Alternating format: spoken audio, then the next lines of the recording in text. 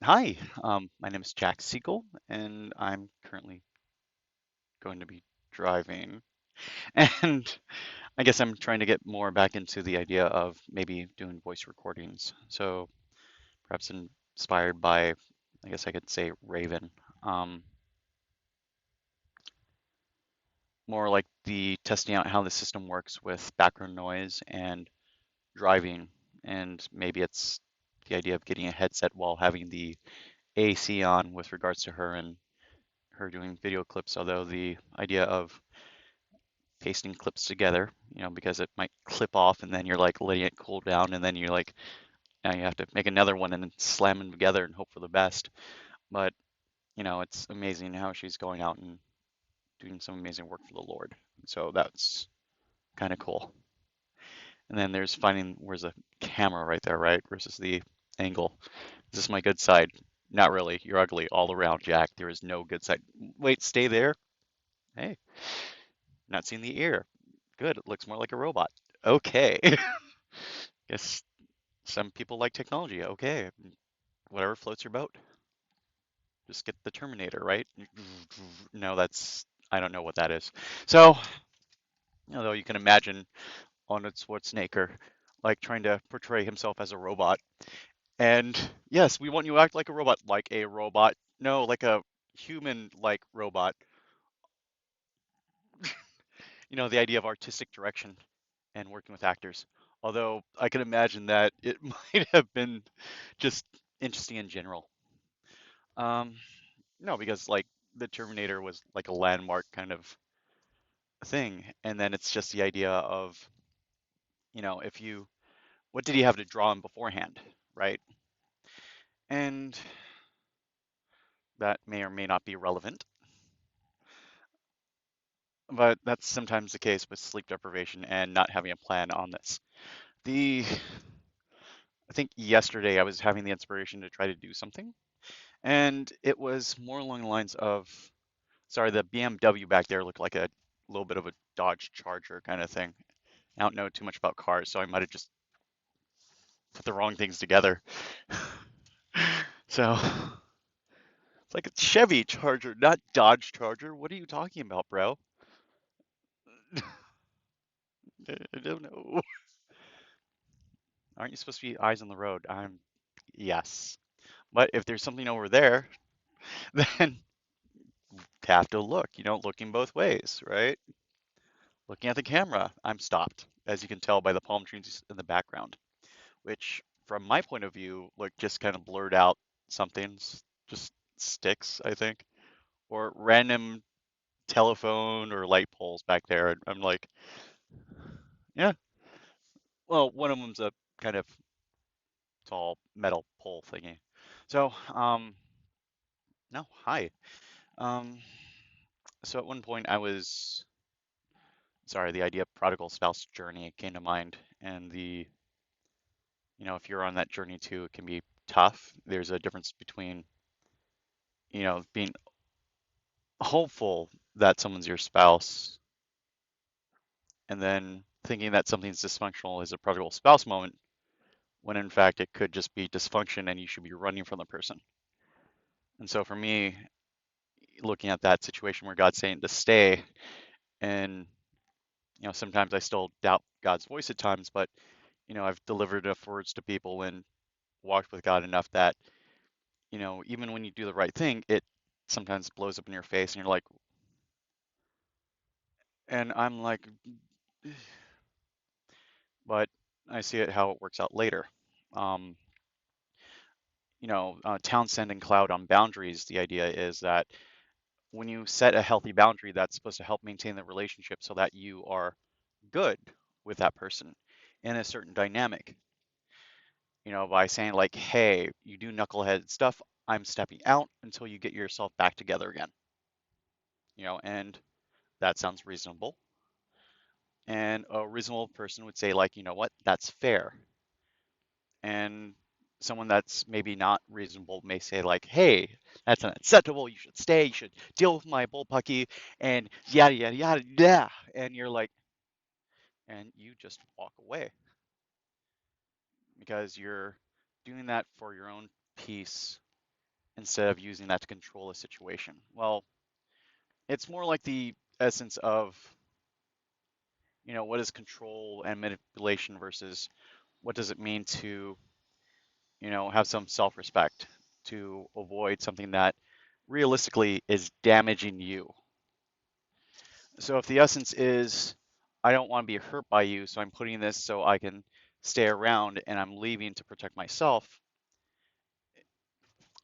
it, again, it's the conceptual idea where it's like technically you kind of know the answer versus because now we're looking at the math, right? Math. And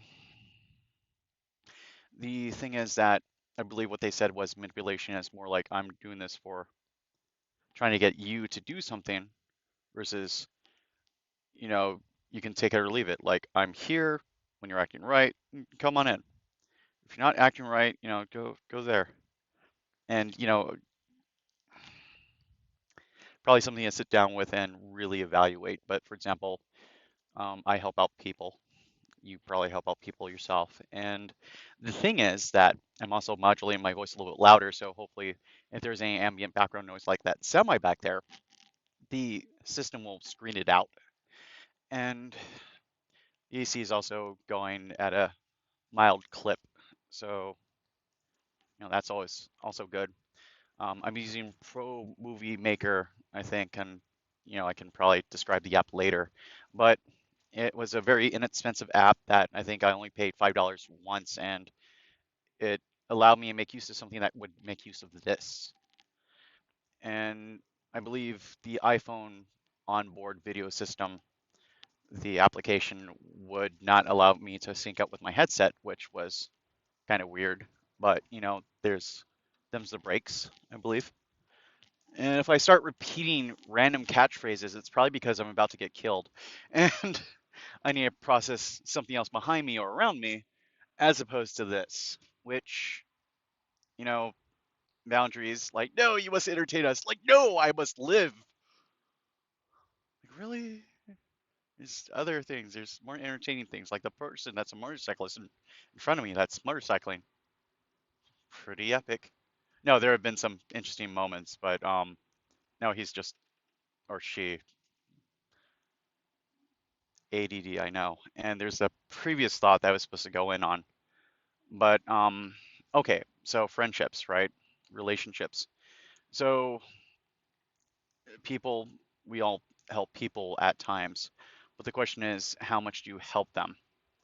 And one person that kept on coming to me for advice and asking for help on their marriage, and it's like, are you listening? And then you go off on me, and I may say words that are like meant to be a strong, as in, hey, what are you doing?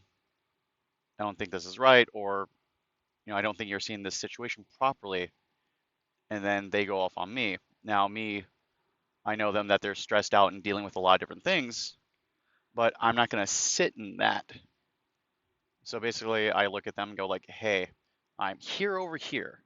When you're done acting like that, come on over, and we can go forward." Versus a behavioral modification, but it's, I guess the intention, right? Is it to preserve you or to control them? So maybe it might be a more of an intention thing. So sorry, we're curving, and it's just the way that the car's set up. I just have zero visibility right there. That's a blind spot, and trying to make sure I'm not about to slam into a bunch of traffic. So I would flip the camera around, but again, multitasking. So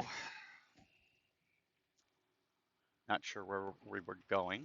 I believe Raven prepares a lot of notes, and it's really amazing. And she seems like she rambles, but it's beautiful and maybe not the most coherent thing at times, but it's meaningful. And it's like, does she kill me or laugh? And it's like, I ramble, and so I'm calling it as it is. And it's like, there's meaningful stuff there and edifying and supportive, and it's gotten me through some moments. And, she's probably found inspiration in other words, and she's gotten people through things, and it's something. you're ministering to people, and that connection, that personality that the Holy Spirit uses to talk to people with may just be as important as the actual message. So I'm not everyone's cup of tea, although, I'll use humor. I'll be direct and blunt sometimes, and confrontation is not necessarily wrong. It's a tool if you use it right. And what I mean by that is that um, there's different aspects that when you think confrontation, you think, and it's like, well, there can be that, but confront means like, hey, there's a behavior or something going on, and you go to the other person, you're like, it's something that can escalate or it can have repercussions. And so it's something that you may not want to do, but it's needed to be done. And in that case, going forward to the person as I try to make up a monologue while looking at the truck in front of me, I'm like, that might be taking just a little bit too much processing ability. So, yeah, save money, live better, Walmart. Amen. Make sure I don't lane drift. And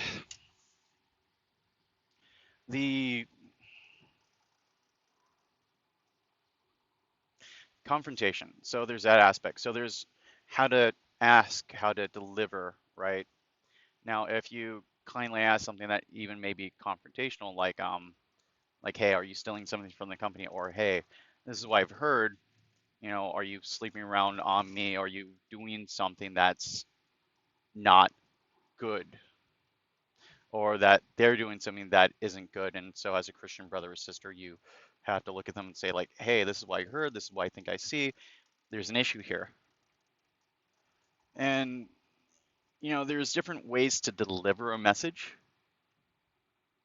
and is probably not going to help anyone. And you're like, I must convict him with the Spirit of the Lord. It's like, well, I mean, with you, what did he do, right? And like he shamed me, and I felt like I want to leave him. It's like, no, that's not Jesus. That's the devil. That's condemnation. Conviction is saying like, hey, you screwed up. I love you. Let's do this right. There's acknowledging that there's an issue, and going from there, it's like, how do we deal with the issue appropriately? So, for example, with the woman that was caught in the act of adultery, looking at a sermon, they described it as the woman was pulled out while the two people were doing it.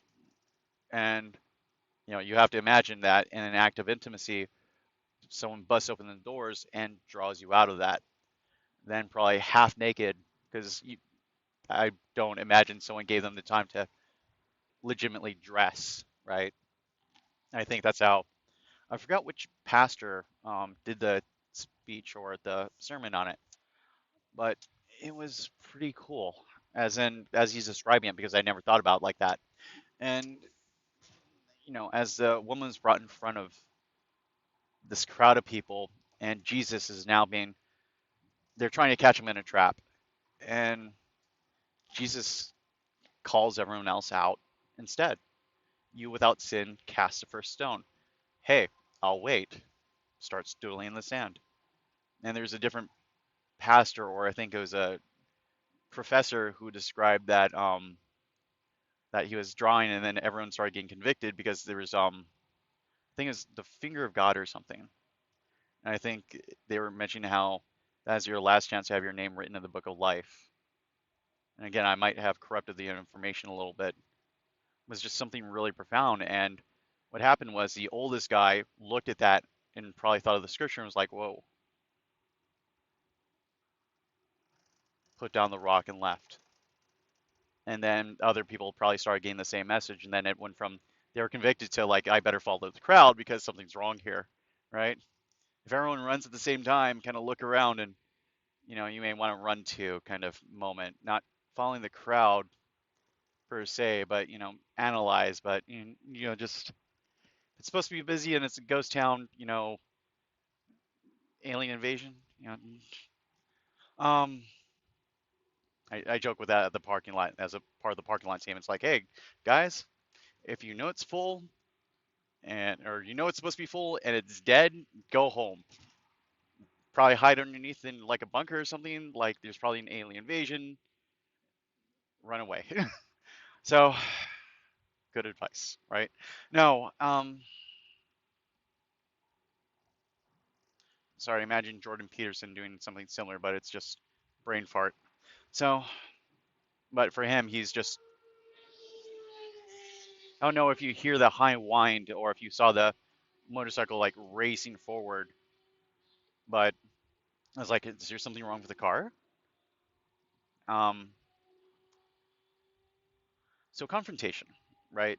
There's going to be those times when you have to look at someone and okay, so coming back, Jesus gently confronted the woman and said, "Hey, where have all your accusers gone? Lord, they've all left." Now, mind you, I tease about sarcasm, and so you can imagine, like, I thought he's a prophet. He is. So you have to imagine like that sitting with people, the person, Jesus, who can read people's minds, know what's on their minds, knew what was going to happen. He's like, "Hey, where have all your accusers gone?" It's like, I don't see anyone. No. And it's just one of those moments where she's like, "Lord, they've all left. Neither do I condemn you. Sin no more." And so you can imagine that I think Dan Moeller was a guy that, third input into this is like, at the same time he disqualified everyone else, he justified himself to be the one to throw the first stone. He was without sin, but he didn't even pick up a stone. As opposed to calling Pharisees whitewashed tombs and a bunch of different insults to try to get through to them that, like, hey, you're on the wrong path. You're going to hell. You're going to be judged because they thought they were right. So, if you're not liking religious people and you're like, I hate those religious people, that's why I don't go to God. God hates them too. Those with religion but not with relationship and kind of miss it, right? Yes, come to my TED Talk. No, I was talking with someone and they had a really bad experience with um, religion and a church that they had been there for like 25 years and they had done beautifully there and were trying to grow in God and you know at the end of it they had felt used and sort of betrayed and you know interestingly enough like I was listening to like an app that had like the capacity to like download website articles and you can have it read at like 6x the normal speed and I have like a PDF reader that would read at 5 times the speed so I'm like hey let's do this 20% faster let's see what happens and it's like chirping all the time like and it's like no I'm getting that and but if you ask me for details I'm like but I was at a Bible study that I was supposed to be running which fortunately this guy here that I've been going to his Bible studies to be like moral support. He's been helping me kind of like a co-leader, assistant leader run it. And, I ended up talking to this other person for like 2.5 hours. And so it was like, God was sort of pointing him out and it's like, go talk to him. I'm like, no. And, it's, inside the church, it's kind of easier. Outside of the church, I'm like, but, I went to get some coffee. I was at Panera, and as I'm like standing there at that little coffee station trying to make something work, I see him, the guy that I was felt like I was telling him to talk to. He's sitting there, and I'm like a few feet away, and so it's like, still hearing the talk to him. I'm like, and saw something to start a conversation with. He had like how like sometimes with regular books, there's like if you rip them out, there's the binding on the back of the spine, I think is what it's called, and the glue, and so he had like a portion of a book, like a very small little pamphlet sized portion, like 30 pages or something, and it was there in front of him. I was like, "Hey, what are you reading?" And he's like Einstein's theory of relativity. And like I'm zoned out, half dead tired. I'm like, did I hear that right? And I'm like, really? And the book, I don't have enough faith to be an atheist. It mentioned, the first third is based on like scientific principles and, why based on the universe and then on life and all these different things that, it had to have been done by someone else, like by something that's spaceless, timeless, and personal, right? Because if it's spaceless and timeless and impersonal, it's like, why would it make a universe at all? That, there's so many different constants that, none of this should exist. Like with the Big Bang, um, a beginning, he was mentioning that like in a vacuum, you can still have energy, but he's like, well, you're saying that's nothing, but by definition, that's still something. Absolute nothingness. And like we ended up going in circles for like 5 to 7 minutes, and I was like, am I even doing the right thing here? Am I supposed to be like apologetics because he's like he doesn't believe in God? And it it grew into the conversation where it felt like it was the right person at the right time. As we talked about like Aikido, we talked about martial arts, we threw in Cobra Kai because he mentioned the having his friend relive the 80s, that his friend was going through a time and ended up killing himself because of a divorce. And well, Cobra Kai came in more because of reliving the 80s. And so it's just the wanting to be there and feeling like there's enough connection points to be like, hey, let's connect, right? And, you know, somewhere in the conversation, I felt like I had said the comment like, God's love, and then God loves you enough to send someone that doesn't. Uh, the guy, well, didn't seem like the best or had anything to offer me, but I felt like God had led me to talk to him, and so like I pointed that to him. It's like, hey, sometimes you see religion versus what's God's love, and sometimes it's someone that doesn't have anything to gain from you just pouring into you, and that's God's love. And just spending time trying to go over apologetics and just discussion. And like the night before, or actually early that morning, I spent like a hour and a half, I think, on the phone with a friend who I didn't talk to for like several months, and she had a testimony. I'm like, so apparently I had like given her like $40, and I had felt like I was leading me to do that beforehand, and I'm like, okay, well, and what's your testimony about it? It's like you can just text it. And that might have been 2 different days, but the thing is that when one testimony, it's like the money was the exact amount that she felt she was supposed to give to someone else, and that worked out in their favor, where they were trying to go into like a men's home and they needed the money to get there. And so by faith she gave, and apparently the money that I gave her was the exact amount she gave, and so she was able to take her mom out, and it's beautiful. Huh. Time index is 23 minutes. 43 seconds. Sorry, it's like looking away, that's like 2 or 3 seconds after. Um, Trying to figure out what traffic's doing. It's amazing how much effort actually goes into doing driving, and then it's just like, oh, okay. So I think there might have been 2 different conversations in the week. The other one was how she felt guilty about talking with me because she was seeing someone else and they weren't officially dating. And the church that guy that she was seeing, that she herself had left, she had described it as being very conservative, very no nonsense. And, if you're talking to a guy that isn't someone you're trying to court, that's bad. And that's why she stopped talking with me, even though the guy was like, no, you can talk with whoever you want. And, you know, getting the gist of that also helped me minister to the guy. So I'm like telling him, like, dude, I read this apologetics book. There were like 4 different options, and I felt like God was telling me to read that one. And it came up a few other times where I helped out with people on that point, and it was just fun. But Then there's the hour and a half thing. I'm like, oh my gosh, I was supposed to meet you. I wish my friend was here so she could connect and kind of help you more with this. This is so cool. And I don't know where I'm going with this, honestly. Okay, confrontation. No. So I guess with that person, he didn't need to be beaten over the head with the gospel. He needed to be loved. He felt like he was a guy going through a tough time, and he is. He's dealing with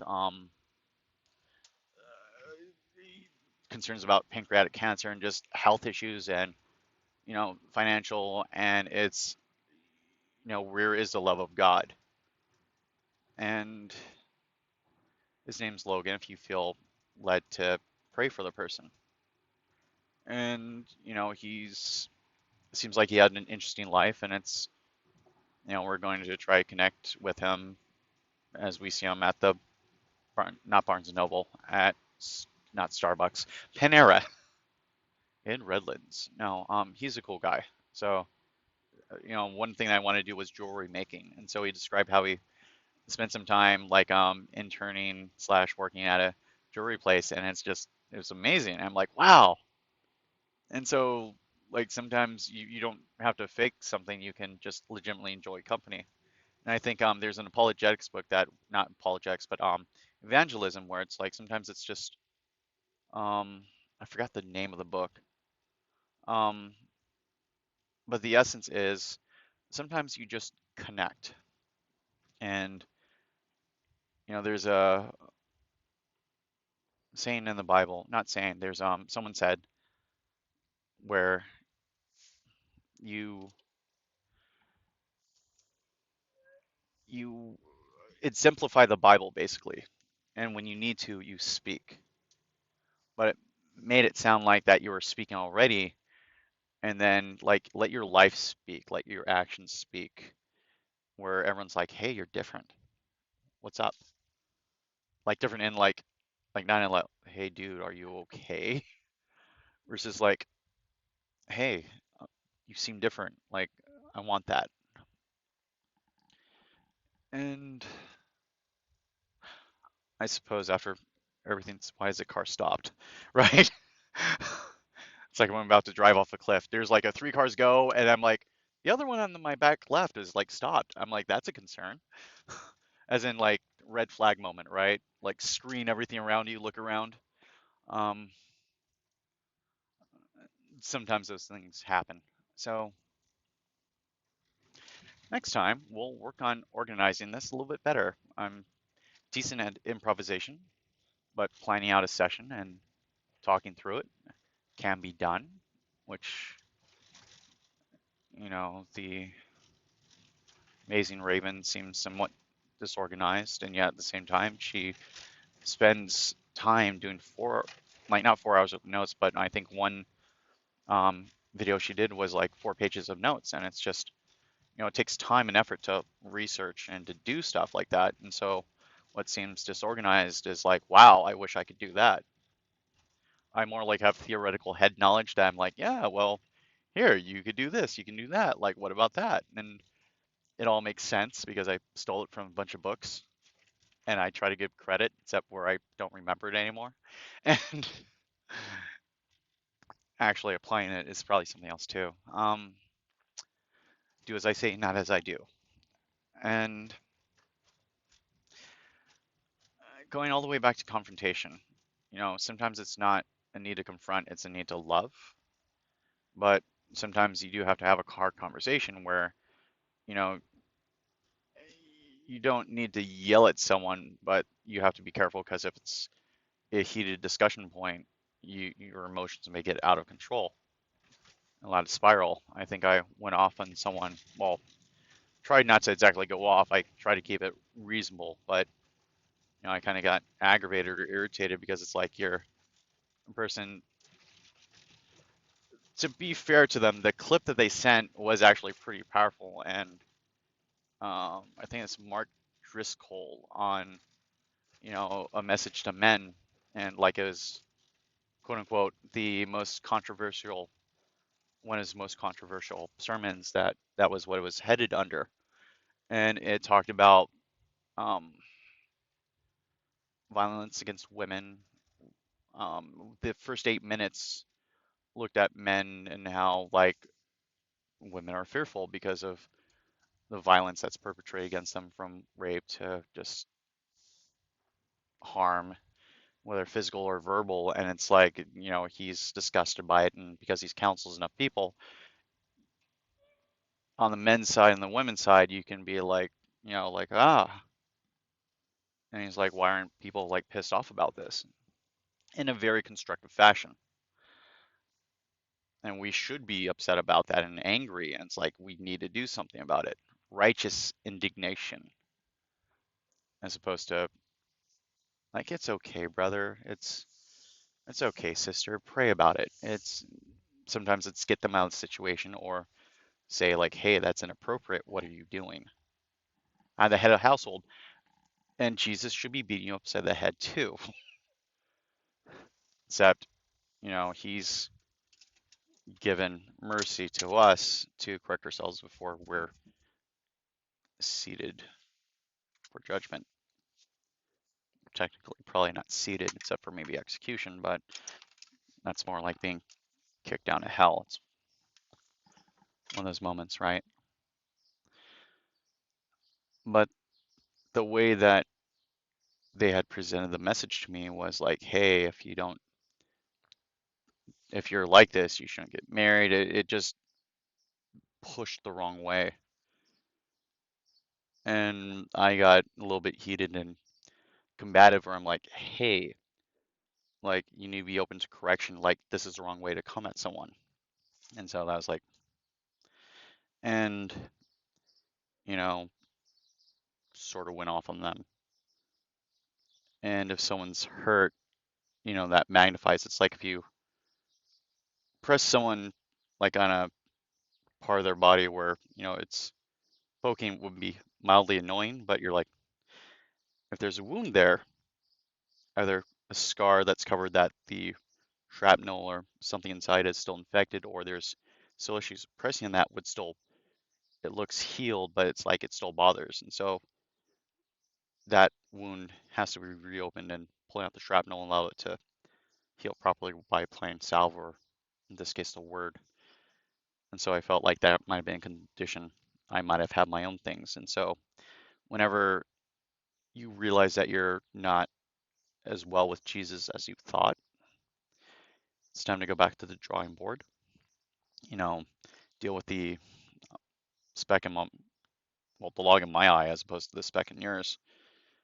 I at least hope that I look at myself and go like, okay, you know what? I'm dealing with stuff too. I try to do that in a conversation, but I look at the clip and it's like an hour and 16 minutes long. I'm like, the first 8 were pretty intense, and that's, I think, part of it where the conversation came from, because like the first 5 minutes it discusses rape and violence against women. I'm like, are you thinking I do this? Because you came at me a different time and confronted me about talking, seeming like I talk to only women. And to be fair, the observation kind of looks like that. And so it's like, I'm I'm offended, but okay, I get it.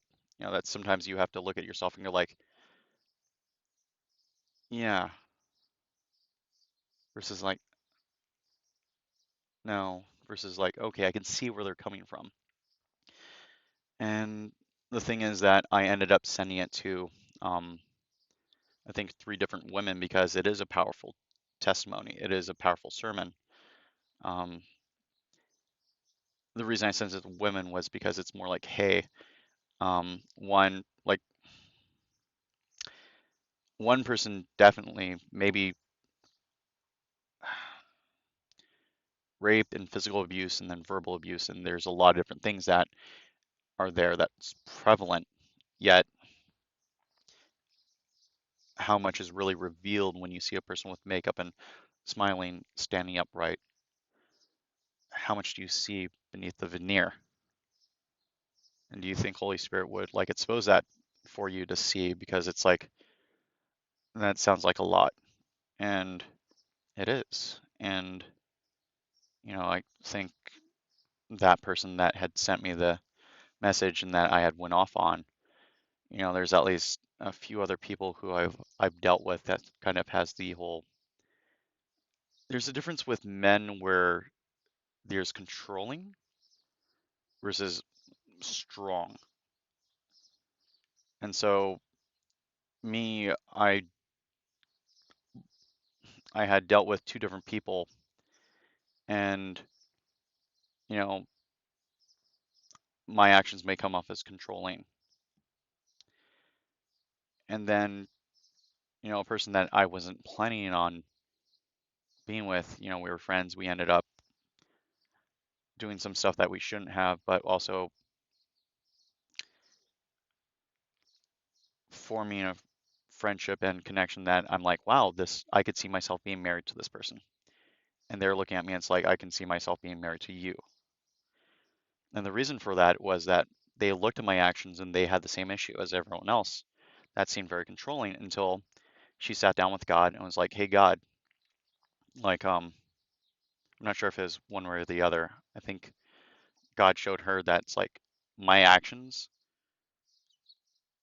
were meant for her benefit. So strong leadership is saying, hey, you should do this because this is going to help you, versus you should do this because it's going to serve me. If someone says they're a guy and it's like, hey, you should do stuff for me and let's go do this or that and it serves them and not you, that's a problem. You should leave that. Or if you're a guy, it's like, hey, you should be stewarding what you have. You should be leading and helping people grow, not being self-serving.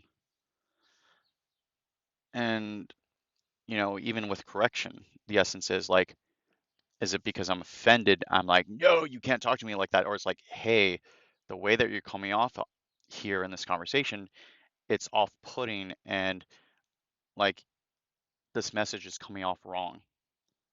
And the three people I sent it to, it's like, hey, this is a powerful message. You should look at this. And then I sent it to her because she blocked me on the phone messaging. And so had a chance to send it through Facebook. And I had sent a picture of like someone I had sent it to, and it's like I had said like, "Hey, this is a powerful message. It needs to be stewarded right." And I hopefully put it in such a way that was meaningful and had a decent point where, I addressed the issue like, "Hey, I confronted you. That may have not been the right way. It may have come off strong, and I have to apologize on that point. But this is a very powerful message that needs to be stewarded to be for a guy the way that was presented to me, it's the first 8 minutes will throw someone off if you just throw it out of the blue. It's like, hey, you need to watch this. Because I was like, I don't do that. But there are people that do. And then the goes into a sermon that describes what biblical masculinity is and what toxic masculinity is and what we should be aiming for. And, I'm working on my education and it's one of those moments where in life, where are you at, right? And it's a harsh message sometimes, and it's just, where am I, right? To be a leader of a household. I'm willing to work, but at UPS, it's right now our hours are reduced, and so it's like, okay, what about getting a full-time job? Part of it was like not wanting to because it's just want to pursue something else. And right now I'm beginning to go after computer science, so that's nice, but it's just, I guess, preparing for a future, right? But I was willing to work 70 to I think 7 days a week, 12-hour days doing janitorial and just keep going and going and going. And I think one time a supervisor had to stop me from working for like a day or two because it's like I was killing myself. I'm like, that's fair. And that was during the pandemic. So, you know, a guy being open to feedback, it can be affronting, but that's another sign. Like, are they open to you to give them feedback and are they going to push against you, or is it more along the lines of, are they going to be like, you know what, I'm upset by that, what you just said, but I'll be honest and I'll take a look at it. And that's what I did with her. I was like, hey, I'm going to look at this, but as I listen to you, you need to listen to me. And that was where she got confronted by that. And again, that was like, hey, was that more out of aggravation on my end, or was I saying something with a convicting spirit, or was it condemning? And so that's where, being willing to be open to feedback and saying like, hey, I screwed up or you messed up. And it's like, hey, let's look at the problem here and go like, okay, we messed up. Let's go forward. And so sometimes it's just how do people deal with stress?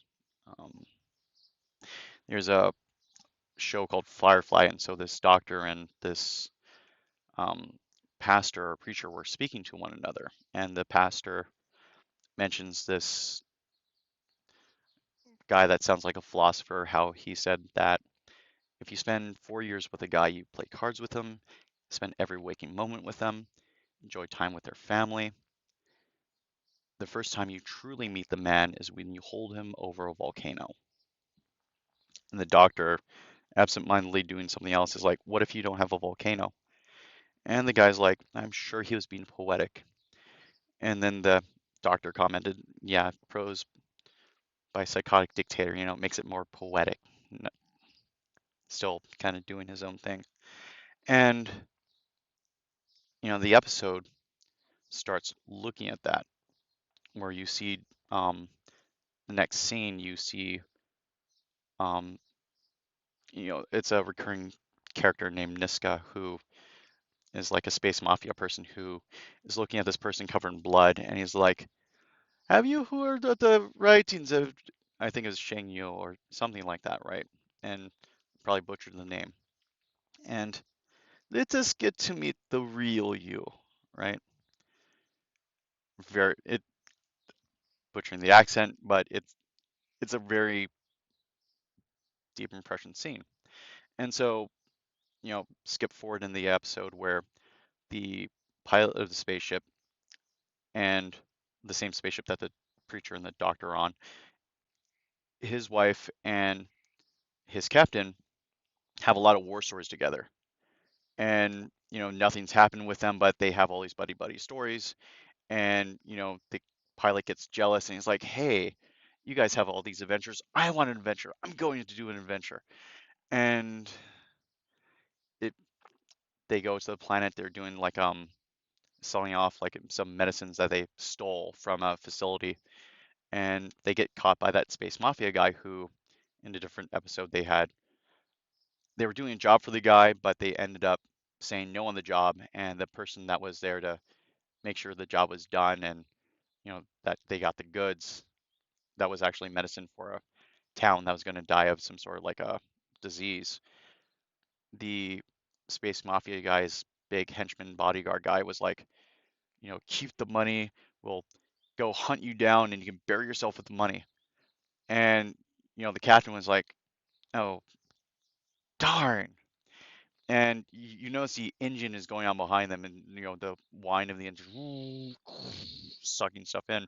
He kicks the guy, and the guy gets sucked into the jet intake.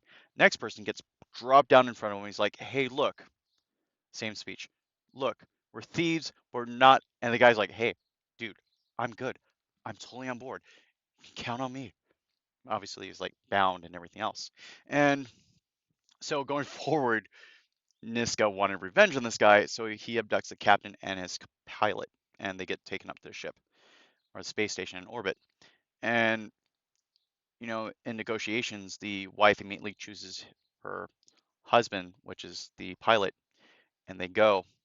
And the space mafia guy's like, "Oh, you seem to have given me a little bit too much. Let me give you some change." And nicks off an air, cuts it off, and tosses it to the second in command. And that was the captain's ear. And as they get back to the ship, her husband stops her, and he's like, "Who's Mal? Who is he?" And she's like, not getting the question. Like, no, no. During all the time we are being tortured, he was singing, he was making jokes. We're talking, and he was keeping me focused there instead of on the pain. Who is he? and you never really meet the person until stuff hits the fan or there's struggle. Like the person that made me realize that what a healthy relationship looked like, that I didn't feel like I was called to be with them, contrasted so much with the prodigal spouse. I'm like, I know God, I feel like I know what you're talking about here. I think Raven in a few different words confirmed it because before I started listening to the YouTube clips on the prodigal spouses, it's like Hosea and Gomer, and it's just, yeah, I feel like I'm supposed to be doing that, like kind of like the casual, like, because it's not easy, especially if you hear God and you counsel other people and you're like, I know what to do, I know what it looks like, but looking at what you're telling me, unless God's telling you something specific, run. And the other person that I believe God told me would be a good wife, and we do great things together and be happy, is she had character. She was kind, she was patient, she was a counselor with her people at coworkers at work. She talked to people that came through. She worked or works at like a hospital in the cafeteria, and she loves on people, and she's a strong presence, a light on the hill. And you know, she went with me to like 7 hours to pick up this guy's gear and take it to Bakersfield because if he didn't have it, he'd be dishonorably discharged. And earlier in the day, he had a issue with his wife, which was kind of valid. She had found that he was looking at a porn site that, you put someone's picture in and they'll edit it for you to see them naked, I believe is what they expressed. And that pissed her off. And, they're going at each other and justifying themselves in front of me. I'm like, take care of this first and go kill each other later. And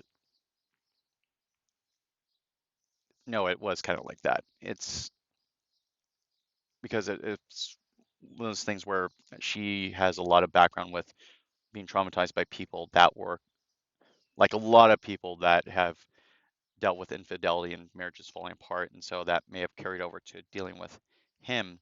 Unfortunately, he hasn't dealt with his own stuff, so it's like, and I felt like I was saying, just go help him. I'm like, I don't want to do this because I already spent 6 hours driving back and forth for one person with their stuff. And so as I'm getting ready to jump out and drive out and do this journey, she helps out. And we use her car, and it's like, wow, that's someone that the other person, the prodigal spouse, never had my back at all. They felt like they did, but what you feel and what you do may not add up. Sorry, imagine Lewis Black doing that conversation moment. And the thing is that I look at that and made me realize, like, hey, I want character. I want someone that's strong, that's empathetic, that knows the word, that speaks it and lives it and has my back. And they did. And I felt like I was saying to walk away. And so that's why you want to be careful in that, because now we're not talking because she's trying to move forward. And, I'm here, but it's like one of those moments where I hope she's good. So, confrontation, it's something that with the right people and with the right tools, you can help make something. Because with her, my confrontation style is like, hey, let's deal with this. I like that. Although sometimes I feel like I might have been picking up stuff from her, and so there was like a more confrontational. Um, Hold on. I think we're supposed to be fasting sugar like in a few days. Uh, a caramel frappuccino? Thank you. My sister's. Huh?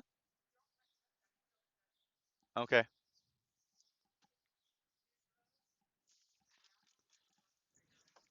Sorry?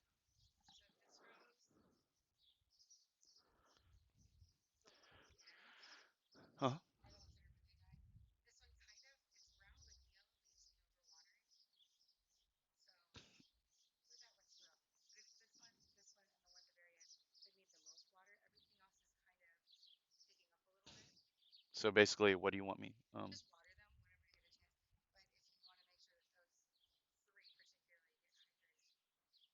This one, ignore that one. Okay. The ones that look like wilted minus this one.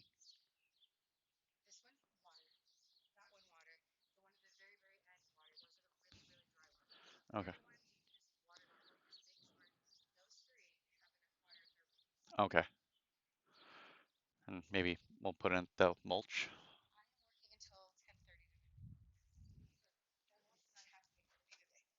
Okay. Check. Hi. And that was me talking with my sister Helen. And yeah, roses. So I guess again, like sometimes when you're getting clarification on stuff, it's just I feel like I'm gonna get the wrong roses. Amazing what headsets do. And